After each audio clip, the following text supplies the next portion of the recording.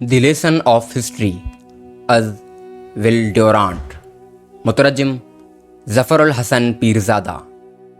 The lesson of history کا اردو ترجمہ۔ ترتیب: کچھ کتاب کے بارے میں۔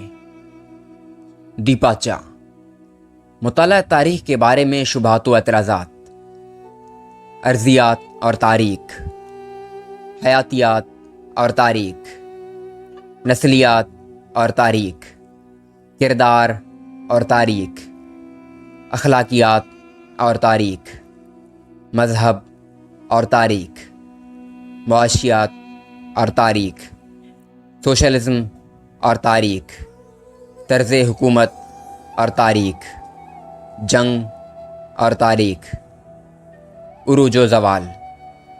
کیا انسان نے واقعی ترقی کی ہے؟ کچھ کتاب کے بارے میں۔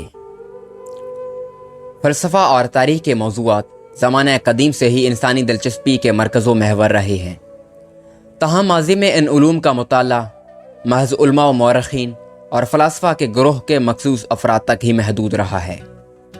موجودہ صدی کے دوران تعلیم کے عام ہونے اور تحقیقی مواقع زیادہ میسر ہونے کے باعث مطالعہ تاریخ و فلسفہ میں عام لوگوں نے بھی بہت زیادہ دلچسپی لی۔ ان علوم میں عام پڑھے لکھے لوگوں کی دلچسپی بڑھانے میں اہم کردار ان علماء و مصنفین نے ادا کیا جنہوں نے ان پیچیدہ اور خشک موضوعات کو عام فہم اور دل نشین انداز میں پیش کیا۔ ول ڈیورانٹ دور حاضر کے ان مصنفین میں ایک ممتاز مقام رکھتے ہیں۔ ان کی تصنیف دی ہسٹوری آف فلاسفی کا مغربی دنیا کے عام پڑھے لکھے افراد کو فلسفے کی تاریخ، مسائل اور اصطلاحات سے متعارف کرانے میں بہت اہم کردار ہے۔ یہ کتاب اپنے دور کی سب سے زیادہ بکنے والی کتابوں میں شمار ہوتی ہے۔ اس کی 20 لاکھ سے زیادہ جلدیں فروخت ہو چکی ہیں اور اس کا ترجمہ دنیا کی بہت سی زبانوں میں ہوا ہے۔ ول ڈیورانٹ اور ان کی رفیق حیات آریل ڈیورانٹ کا حقیقی کارنامہ 11 جلدوں پر محیط شعراء آفاق کی سلسلہ تصانیف دی ہسٹوری آف سویلائزیشن ہے، جسے ان کی عمر بھر کی علمی، تحقیقی اور فکری کاوشوں کا نچوڑ کہا جا سکتا ہے۔ وہ تاریخ انسانی کو اس کے تہذیبی اور ثقافتی پس منظر سے منسلک و مربوط کر کے اس کا مطالعہ کرتے ہیں۔ یوں ان کی پیش کردہ تاریخ محض بادشاہوں اور امراء کے کارناموں اور فتوحات کی داستان ترازی کی بجائے معاشرے کے طرز زندگی اور فکر و احساس کا مرقع نظر آتی ہے۔ ان کی یہ کوشش ہوتی ہے کہ ماضی کے ان مظاہر کی روشنی میں حال اور مستقبل کے امکانات کے بارے میں نتائج اخذ کیے جا سکیں۔ مطالعہ تاریخ سے ول ڈیورانٹ کے اخذ کردہ نتائج سے اختلاف کیا جا سکتا ہے، اور بعض ناقدین ان کے عمومی نتائج اخذ کرنے کے اس طریقہ کار پر معترض بھی ہیں، لیکن جہاں تک ان کی علمیت و بالغ نظری اور تحقیق کے رویے کا تعلق ہے، ان سے صرف نظر کرنا ممکن نہیں۔ زیر نظر کتاب کو کم و بیش دی ہسٹوری آف سویلائزیشن کا خلاصہ کہا جا سکتا ہے۔ اس میں مصنفین نے اپنی علمی تحقیقی نتائج نہایت ہی جامع انداز میں پیش کیے ہیں۔ اس کتاب کو ترجمے کے لیے منتخب کرتے وقت میرے پیش نظر یہی مقصد تھا کہ مطالعہ تاریخ و تہذیب کے جدید ترین نتائج و نظریات سے اردو زبان کے قارئین کو روشناس کرایا جا سکے۔ اس کتاب کا اختصار ہی اس کی سب سے بڑی خوبی ہے۔ اپنے خیالات کو کم سے کم الفاظ میں پیش کرنے کی خاطر مصنفین نے نہایت ہی فصیح و بلیغ زبان استعمال کی ہے، جس میں تشبیہات و استعارے اور تلمیحات بڑی فراخ دلی سے برتے گئے ہیں۔ میں نے ہر ممکن کوشش کی ہے کہ مصنفین کے ما فی الضمیر کو اس کی اصل روح کے ساتھ قارئین کے خدمت میں پیش کر سکوں۔ اصلاح کی گنجائش بہر صورت موجود رہتی ہے۔ میں ان تمام قارئین کا شکر گزار رہوں گا جو اس کتاب کے ترجمے کے متعلق اپنی آراء سے نوازیں گے۔ پروفیسر ظفر الحسن پیرزادہ۔ دیپاچا۔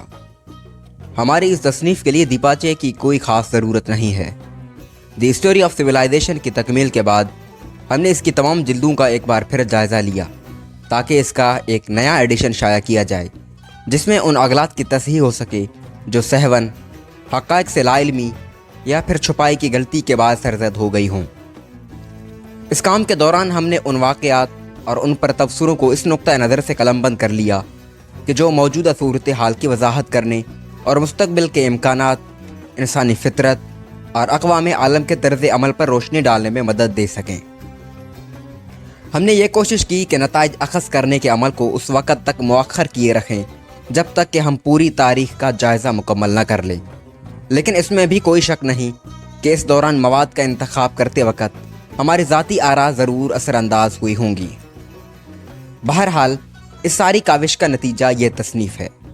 ممکن ہے کہ اس میں ان بہت سے خیالات کی تکرار بھی ہو جو ہم یا ہم سے پیشتر کئی دوسرے مصنفین پیش کر چکے ہیں، لیکن اس کتاب کا محرک کسی نئی بات کے اظہار کا جذبہ نہیں ہے، بلکہ یہ تو تاریخ کے بارے میں کسی حتمی رائے اور نتیجے کی غیر موجودگی کا اظہار ہے۔ اس میں ہم ذاتی انکشافات پیش نہیں کر رہے، بلکہ یہ تو انسانی علم اور تجربے کا ایک جائزہ ہے، جس طرح ہم نے ماضی کے تصانیف کے سلسلے میں اکثر کیا ہے۔ یہاں بھی ایک بار پھر اس کام کے دوران اپنی بیٹی ایتھل کے مشوروں اور مدد کا شکر گزاری کے ساتھ اعتراف کرتے ہیں۔ ول ڈیورانٹ اور آریل ڈیورانٹ۔ پہلا باب، مطالعہ تاریخ کے بارے میں شبہات و اعتراضات۔ علم تاریخ کے مطالعہ و تحقیق کے افادیت و جواز کے بارے میں مورخین و محققین کو کچھ اس قسم کے سوالات و اعتراضات کا سامنا ہوتا ہے۔ اس مطالعہ و تحقیق کا کیا فائدہ ہے؟ کیا یہ سارا کام محض تفریح طب کی خاطر نہیں کہ ہم قوموں کے عروج و زوال کی داستانیں، نظریات کے بننے اور مٹنے کی کہانیاں اور بادشاہوں کی موت کے افسردہ فسانے بار بار دہراتے رہیں؟ کیا مطالعہ تاریخ سے ہماری موجودہ معاشی و معاشرتی صورتحال کے بارے میں کوئی توجیہ و تشریح ممکن ہے؟ کیا اس سے ہماری پالیسیوں اور فیصلوں کے لیے کوئی رہنمائی مل سکتی ہے؟ کیا تاریخ کے مطالعے سے ہمیں غیر متوقع حالات کی سختیوں یا اچانک پیدا ہونے والی تبدیلیوں کے اثرات کی شدت کو کم کرنے میں کوئی مدد مل سکتی ہے؟ کیا مطالعہ تاریخ کی مدد سے ماضی کے واقعات کے تسلسل میں سے کوئی ایسے قواعد و ضوابط اخذ کیے جا سکتے ہیں جن کی بنا پر بنی نوع انسان کے مستقبل اور اقوام عالم کے مقدر کے بارے میں پیش گوئی کی جا سکے؟ کہیں یہ تو نہیں کہ مطالعہ تاریخ سے ہم اس نتیجے پر پہنچیں کہ بقول رینی سیڈلاٹ تاریخ کا کوئی مفہوم نہیں اور نہ یہ ہمیں کچھ سکھاتی ہے۔ بے کراں ماضی ان غلطیوں کے محض ریہرسل ہے جن کا مستقبل میں وسیع تر پیمانے اور اعلیٰ تر سطح پر ارتکاب کرنا ہمارا مقدر ٹھہرا ہے۔ اکثر اوقات ہمیں ایسا ہی محسوس ہوتا ہے، اور اسی باعث تاریخ کے مطالعے کی افادیت کے بارے میں بے شمار شکوک و شبہات پیدا ہو جاتے ہیں۔ سب سے پہلے ہمیں جس مسئلے کا سامنا ہوتا ہے وہ یہ ہے کہ کیا حقیقتاً ہمیں ماضی کے بارے میں علم ہے؟ کیا ماضی کے تمام واقعات حقیقی ہیں؟ کیا کوئی ایسی تاریخ بھی ملتی ہے جس پر سب لوگ متفق ہوں؟ ماضی کے کسی بھی واقعے کے بارے میں ہمارا علم نامکمل، امکانی طور پر غلط، متضاد شہادتوں اور متعصب مورخوں کے بیانات کے باعث مبہم ہوتا ہے، جسے ہم اپنے مذہبی اور قومی تعصب و جانبداری سے مزید مسخ کر دیتے ہیں۔ ول ڈیورانٹ کے الفاظ میں، اکثر تاریخ قیاس آرائی پر مبنی ہے اور باقی ماندہ کی بنیاد تعصب پر ہے۔ حتیٰ کہ وہ مورخ جو اپنے ملک، قوم، عقیدے یا طبقے کی جانبداری سے بالاتر ہونے کا دعوے دار ہوتا ہے، بھی مواد کے انتخاب اور الفاظ کے استعمال میں غیر محسوس اونچ نیچ کے ذریعے ڈھکے چھپے انداز میں اپنی پسند یا ناپسند کا اظہار ضرور کر دیتا ہے۔ ول ڈیورانٹ کے بقول، مورخ ہمیشہ واقعات اور انسانوں کی بے کراں ہجوم میں سے جس کے بے انتہا پیچیدگی کا نہ تو وہ احاطہ کر سکتا ہے نہ ہی ادراک، شخصیات و حقائق کی ایک قابل عمل اقلیت کا جلد بازی میں انتخاب کر کے نتائج کو بے حد سادہ انداز میں پیش کرتا ہے۔ پھر موجودہ دور میں صورتحال میں تبدیلی اس قدر تیزی سے ہو رہی ہے کہ ماضی کے واقعات و تجربات سے اخذ کردہ نتائج کی مستقبل میں افادیت مزید مشکوک ہو جاتی ہے۔ 1909 میں چارلس بیکوئی کا یہ خیال تھا کہ پچھلے 30 سالوں میں دنیا میں ہونے والی تبدیلیاں حضرت عیسیٰ کے دور سے لے کر اب تک ہونے والی تبدیلیوں سے زیادہ ہیں۔ اب تو کوئی نوجوان ماہر طبیات اس بات میں یہ اضافہ بھی کر سکتا ہے کہ 1909 سے لے کر اب تک سائنس میں ہونے والی تبدیلیاں پچھلے تمام زمانوں میں وقوع پذیر ہونے والی تبدیلیوں سے زیادہ ہیں۔ اب تو ہر سال، بلکہ دوران جنگ تو بعض اوقات ہر ماہ کسی نئی ایجاد، نئی طریقہ یا نئی صورتحال کے پیش نظر انسانی رویوں اور نظریات کی اثر نو تطبیق پر مجبور ہونا پڑتا ہے۔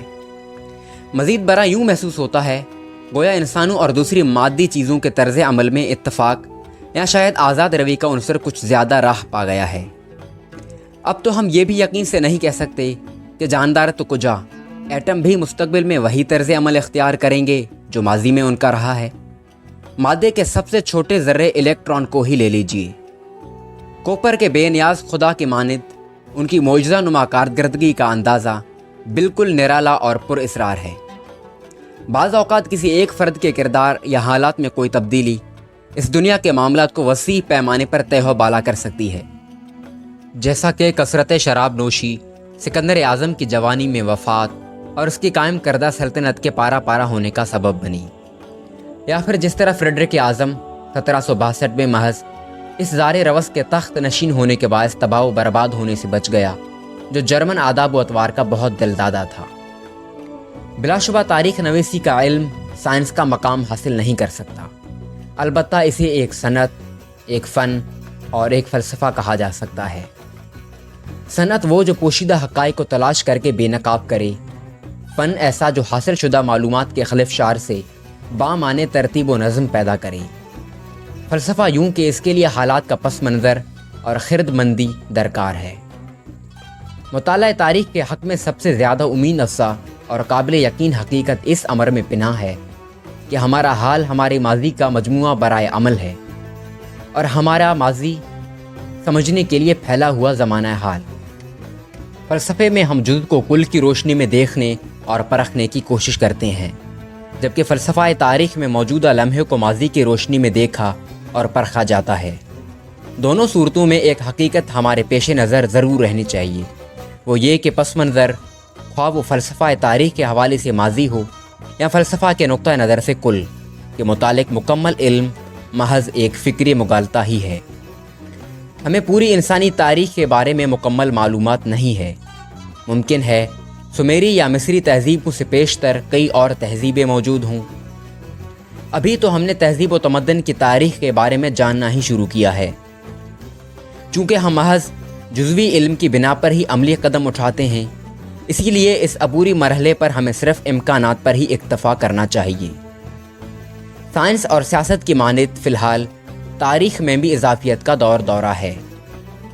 اس لیے مطالعہ تاریخ کی بنا پر اخذ کردہ قوانین کو شک و شبہ سے بالاتر نہیں سمجھنا چاہیے۔ تاریخ اس تمام تگ و دو پر خندہ زن ہے جو اس کے بہاؤ کو نظری سانچوں یا منطقی دائروں میں مقید کرنے کو کی جاتی ہے۔ یہ ہمارے بنائے ہوئے تمام کلیوں کو توڑ پھوڑ کر رکھ دیتی ہے اور ہمارے نافذ کردہ تمام قوانین کا مضحکہ اڑاتی نظر آتی ہے۔